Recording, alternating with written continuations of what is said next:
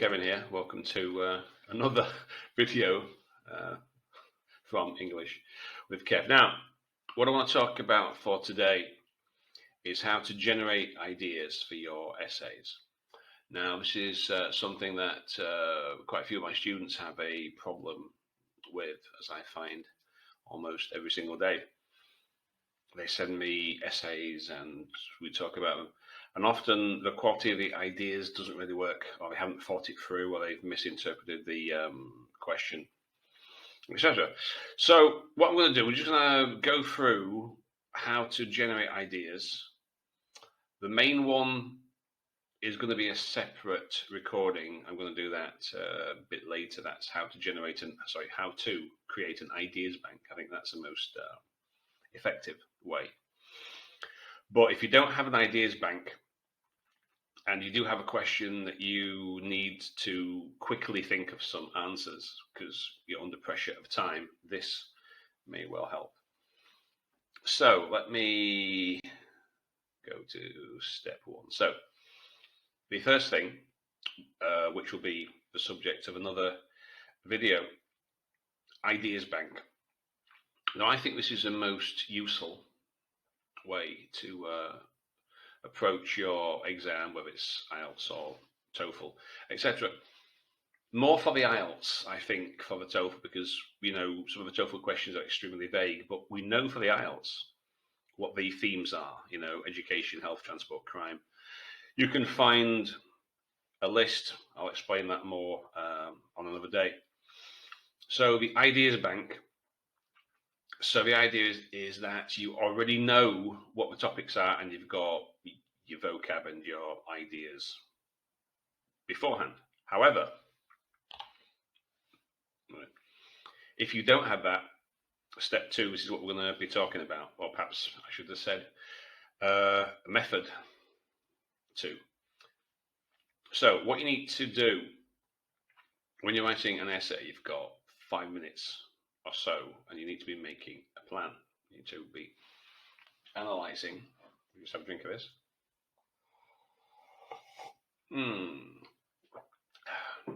Analysing the question. What's the key words? What are you being asked exactly? What's the micro words? What are the key words? We'll take a look at some examples in a second. So all essays need an angle and approach. How are you going to approach the question? Obviously, there's different ways, depending on how it's worded.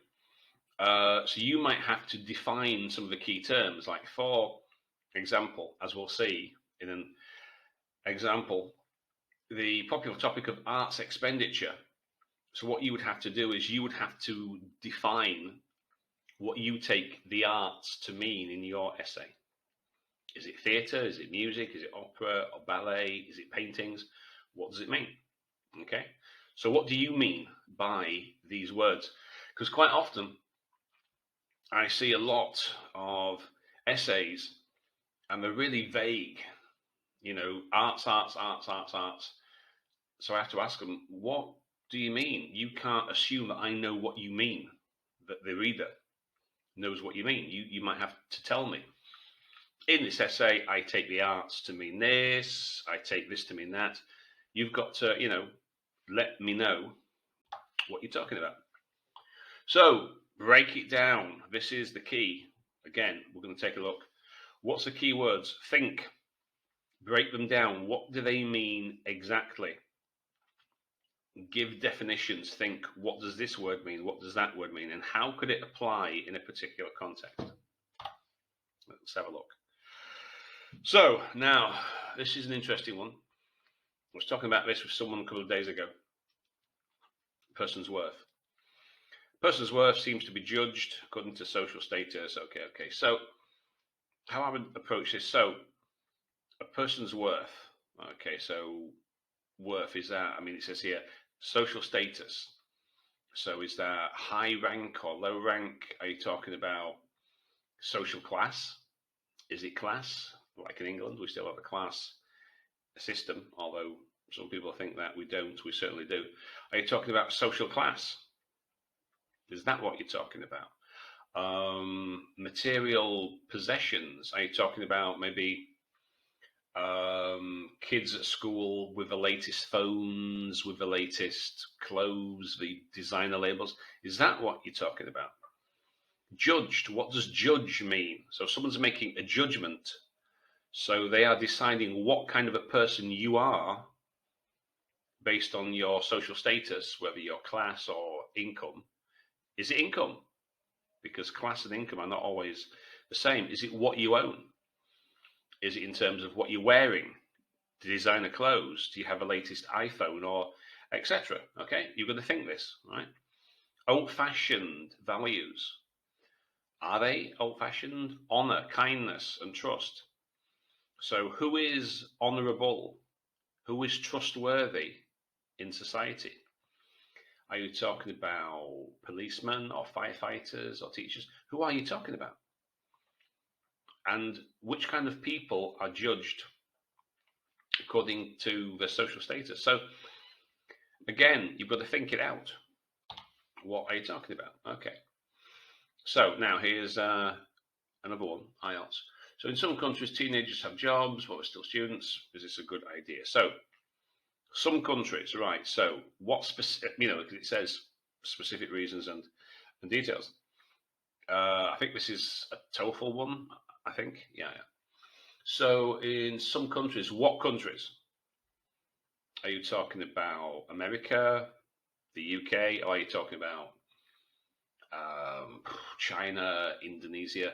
Obviously, in some countries, people are quite poor, and to be a student, they have to work, and again, have jobs. So is this talking about part-time jobs or full-time jobs? Now, in the UK, I used to have a part-time job when I was a student at university. I was working Saturday, Sunday, earning a few pounds as an undergrad. Is that what you're talking about? So what countries and teenagers? So it's not talking about kids or children. It's talking about teenagers, students. So is it talking about kids at school? Is it talking about teenagers at uni? Because, so again, when I was at university, and I believe it's probably the same now, I used to know quite a few people as undergraduates, and they would have some bar job at weekends. I was working in a shop, all this kind of thing. What are you talking about? Okay, that'll help you to generate some ideas. Here's another one. I think this is from the TOEFL test also. So if you were an employer, which kind of worker would you prefer? An inexperienced worker, a lower salary, experienced worker at higher salary? Again, what kind of employer, what kind of job? So it's talking about what kind of worker, but what industry? What are you talking about? If you're talking about maybe you have a market stall and you want some guy to run the market stall to sell fruit and vegetables, do you really need an experienced worker to put some apples into a bag and give it to somebody in a market? Not really. So what kind of, what employer, what sector, what industry, what kind of job? Because obviously, I presume if you were, if you had some IT job, you'd want somebody with experience. Some professional job, you'd want experience. So again, you've got to think it through. What are you talking about? What particular employer? Are you talking about state or private? What kind of job? What kind of work? So these are all the things that you've got to try and think about. So like in this one here, so again, what countries? What jobs? Are you talking? So it could be a good idea, for example, for maybe if you're a university student, to maybe have a bar job. So you could learn people skills, managing your time, all these kind of things. That could well be good. Working in a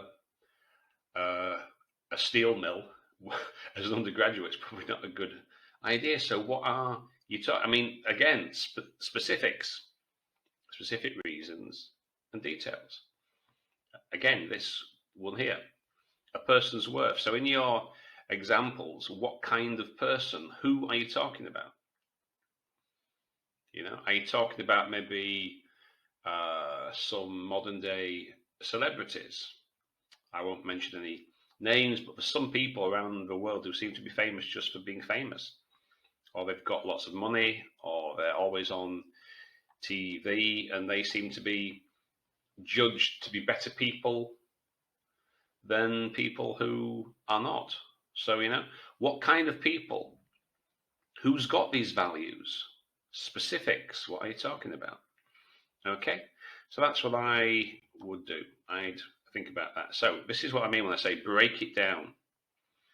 What are the key words? Again, there was one about, I forgot to, did I put it here?